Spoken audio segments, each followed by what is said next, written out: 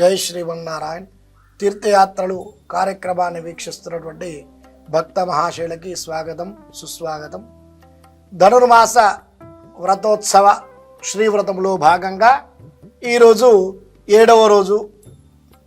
మనం నిన్నటి రోజు ఒక గోపికను మేలుకొల్పుకున్నాం, ఒక ఆల్వార్ని.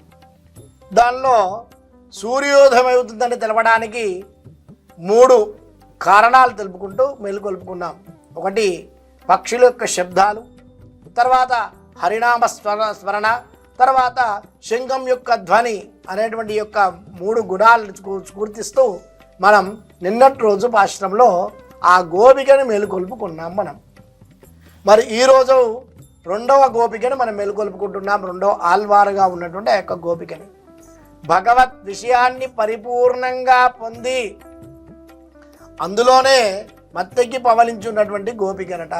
అంటే భగవంతునితో సమాగమం కలిసి అలాగే పవలించి ఎక్కడ వదిలిపెడితే భగవంతుని యొక్క అనుగ్రహం తొలగిపోతుందో అనేటువంటి భావనతోని పరిపూర్ణంగా పవలించున్నటువంటి గోపికనట ఈ రోజుటి గోపికనట.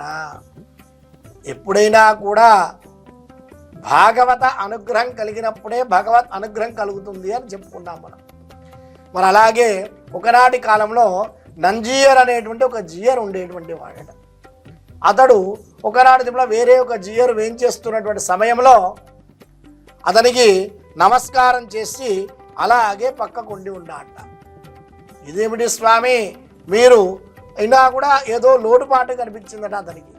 ఆ పక్కన ఉన్నటువంటి శిష్యులు, ఎంతోమంది శిష్యులు కూడా ఉన్నారు ఇక్కడ.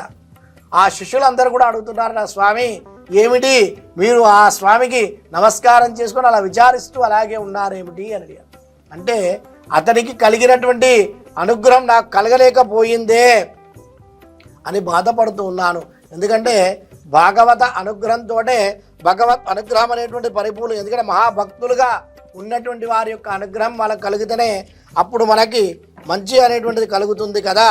మరి అటువంటిది నాకు కలగలేకుండా పోయింది అని అనుకుంటున్నాను అని ఆ నంజీయర్ అనేటువంటి వారు చెప్పాడు.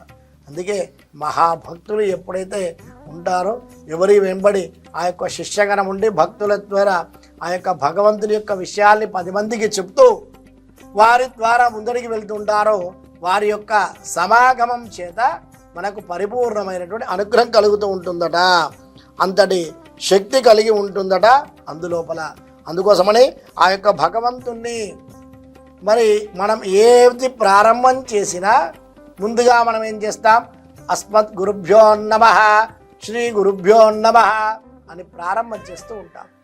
అందులో ఉండేటువంటి ఓంకారం అనేటువంటిది ఏదైతే ఉంటుందో అకార ఉకారం అనేటువంటి దాని ద్వారానే ఆ జీవుడు ఆ పరమాత్మకి తప్ప అన్యులకు చెందినటువంటి వాడను అనేటువంటి భావన చేత ఆ యొక్క ముందరికి వెళ్తూ ఆ యొక్క మంత్రాన్ని ఉచ్చరిస్తూ ఉంటాడు. అలాగే ఆ గురువుతో సమానమైనటువంటి యొక్క పక్షులన్నీ కూడా, ఆచార్యుడితో సమానమైనటువంటి యొక్క పక్షులన్నీ కూడా ఆ శబ్దాలు చేస్తూ ఉన్నాయి అని నిన్నటి రోజు గుర్తుగా చెప్పారు ఇక్కడ. మరి ఆ విధంగానే ఈరోజు కూడా ఆ యొక్క పక్షుల గురించి ఆ యొక్క ఆచార్యుని గురించి చెప్తున్నారట ఈ యొక్క భాషణంలో. కీష్ కీషన్నింగుమాణై చాత్తన్ కలందు. కీష్ కీష్ అనేటువంటి శబ్దాలు చేస్తున్నాయట పక్షులు. పక్షులు ఆ యొక్క శబ్దాలన్నీ కూడా ఎందుకు చేస్తూ ఉంటాయంటే వాటికి వచ్చేటువంటి ఆ యొక్క భాష ద్వారా ఆ భగవంతుని పొందడం కొరకై, భగవంతుని అనుగ్రహించడం కొరకై, ఆ యొక్క అనుగ్రహం పొందడం కొరకై అవన్నీ కూడా సూర్యోదయం సమయంలో వెళ్తున్నాయట.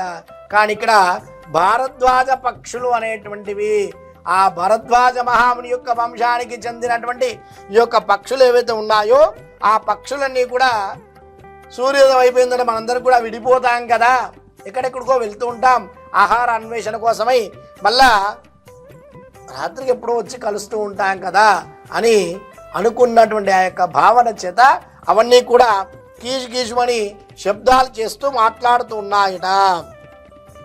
ఆ భరద్వాజ పక్షులు మాట్లాడుకొని ఆ మాటలే పగలంతే కూడా మళ్ళా గుర్తు చేసుకుంటూ ఆ యొక్క భగవంతుని ఉచ్చరించుకుంటూ ముందడికి వెళ్తూ ఉంటాయట. అలాగే బ్రాహ్మణులు సూర్యోదయమైందనగానే ఆ యొక్క వేద పఠనాన్ని ఆచరిస్తూ ఆ దేవాలయంలోకి వెళ్ళి అక్కడ పూజాధికాలు అర్చనాధికాలన్నీ కూడా జరిపించుకుంటూ ఆ స్వామిని పొందడానికి ముందరికి వెళ్తూ ఉంటారే, ఆ వేద పారాయణాన్ని అందరూ కూడా స్తుతిస్తూ ఉన్నారే, అటువంటి ఆ జ్ఞానం కలిగినటువంటి పండితులందరూ కూడా అక్కడ చేసేటువంటి ఆ యొక్క పూజల ద్వారా సూర్యోదయం అవుతుందమ్మా, నువ్వు లేచి రావాలమ్మా అని చెప్పేసి ఆ లోపల ఉన్నటువంటి గోపికను అడుగుచున్నారట. పేయు పెన్నే అంటే, ఓ పిచ్చి పిల్ల, ఇలా నువ్వు ఇంకా అపేక్షించి ఉండడం సరికాదమ్మా, సూర్యోదయం అవుతుంది.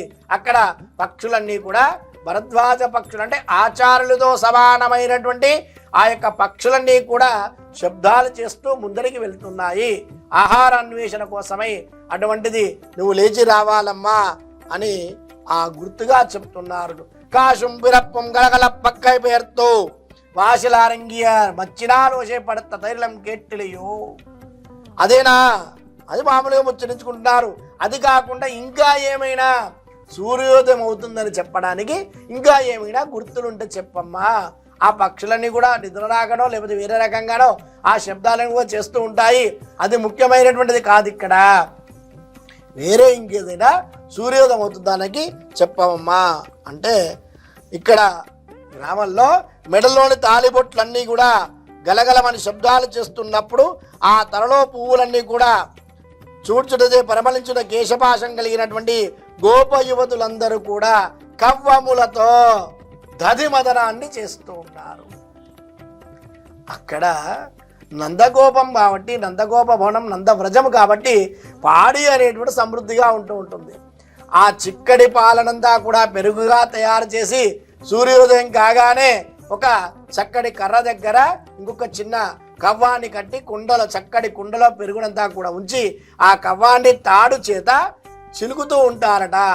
ఆ చిలికేటువంటి సమయంలో వారి చేతికి ఉన్నటువంటి ఆ యొక్క గజ్జల, ఆ యొక్క గాజుల యొక్క శబ్దాలన్నీ కూడా చేస్తూ ఉన్నాయి. ఆ యొక్క గాజుల యొక్క శబ్దాలు చేస్తున్నాయి.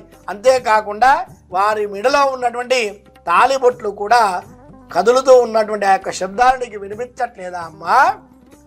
అది ఏంటంటే మామూలుగా చేయడం కాదు, ఇక్కడ దధి మదనాన్ని చేస్తున్నారు.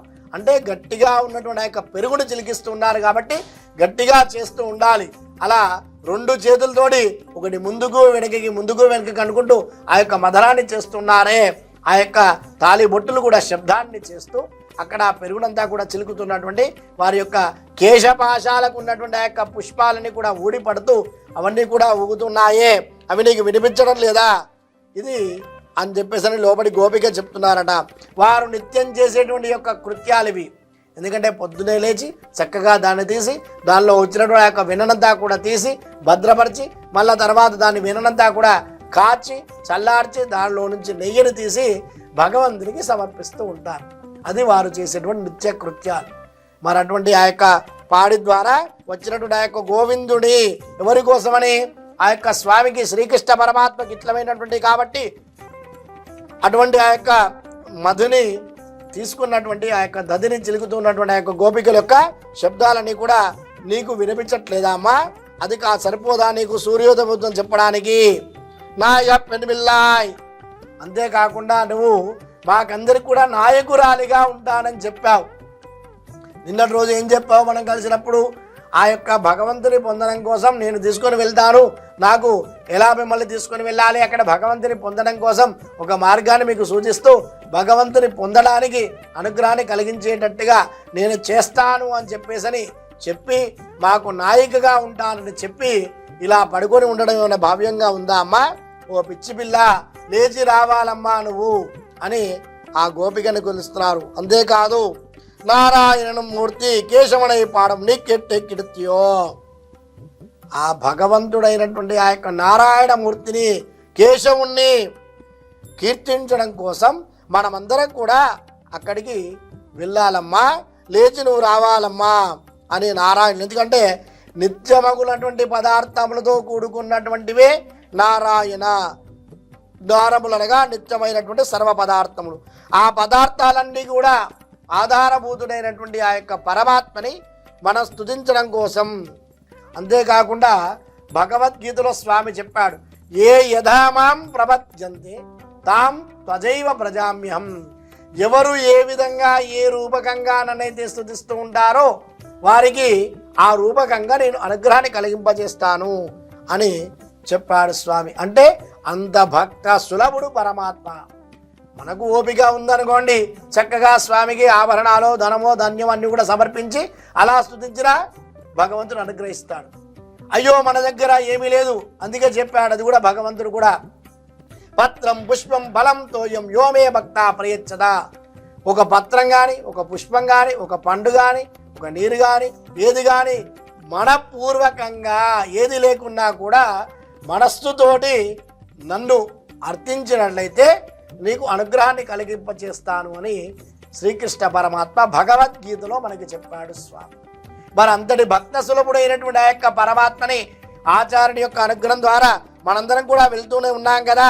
అశ్రుత వ్యామోహం కలిగినటువంటి ఆ యొక్క స్వామిని కీర్తించడం కోసం తేజముడయ్యాయ్, ఓ తేజశాలి, నీకంతా కూడా తెలుసు, అన్నీ కూడా తెలిసి ఇలా పవలించి ఉండడం ఏమి భావ్యంగా లేదమ్మా, లేచి రావాలమ్మా, నీవు పవలించినటువంటి ఆ యొక్క ద్వారానికి ఉన్నటువంటి ఆ యొక్క కవాటాన్ని తెరిచి ముందరికి రావాలమ్మా అని చెప్పేసి ఆ గోపికలందరూ కూడా నాయకురాలిగా ఉన్నటువంటి తేజశాలి అయినటువంటి గొప్ప భక్తి కలిగినటువంటి యొక్క ఆల్వార్తో కూడుకున్నటువంటి ఆ యొక్క గోపికని మేలుకొల్పుకుంటూ ఆ ద్వారాన్ని తీసి రావాలమ్మా, అలా తీసి వచ్చినట్లయితే మనమందరం కూడా ఆ స్వామి వద్దకు వెళ్ళి ఆ స్వామిని పొందడానికి నీవు సూచించినటువంటి మార్గం ద్వారా మనం వెళ్ళి ఆ పరమాత్మ యొక్క అనుగ్రహాన్ని మనం పొందుతాము అని చెప్పేసి గోపికలందరూ కూడా ఈ రోజటి పాశ్రంలో రెండవ గోపికను మేలుకొల్పుకుంటూ ఆ యొక్క పాశ్రాన్ని అనుసంధానం చేసుకొని అందరూ కూడా ఆ రెండవ ఆచార్యుని యొక్క అనుగ్రహాన్ని పొందారు.